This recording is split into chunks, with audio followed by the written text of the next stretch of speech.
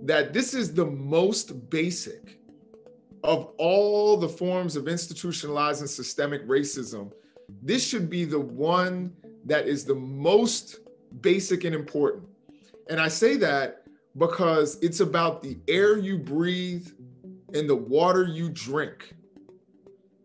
If those things are poisoned, if those things affect your health, we can't talk about criminal justice reform.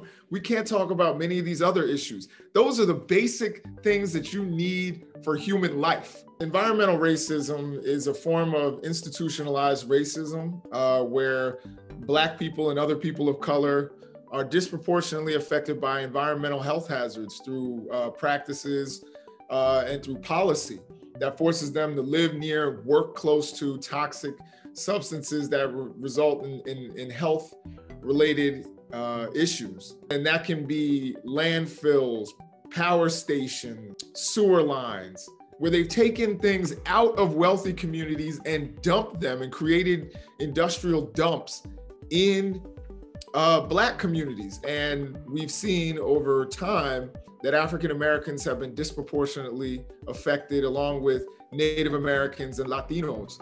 When I talk about environmental racism, I always mention Fat Albert. Hey, it's Fat Albert. They were playing in an industrial dump.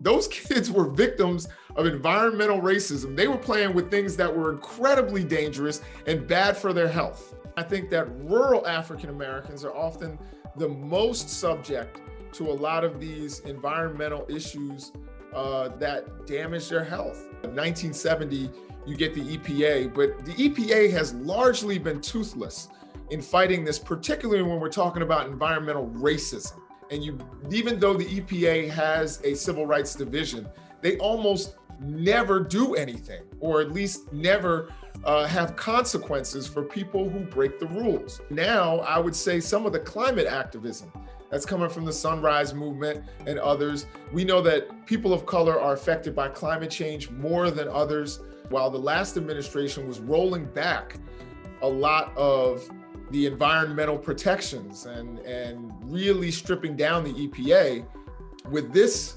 administration, they're making climate change a major priority. I think one of the things that the people who have been victims of environmental racism need to have is to be compensated for their pain. I think what needs to happen is we need fair compensation for people who have suffered. I think the people of Flint, Michigan deserve fair compensation from the state of Michigan and from the bad faith actors that were involved in the Flint Water Crisis. Pay attention to climate gentrification, where those people who live near the beach in Florida, who were all excited about their wealthy beach houses, all of a sudden want to move other people out of their homes because they're moving towards higher ground.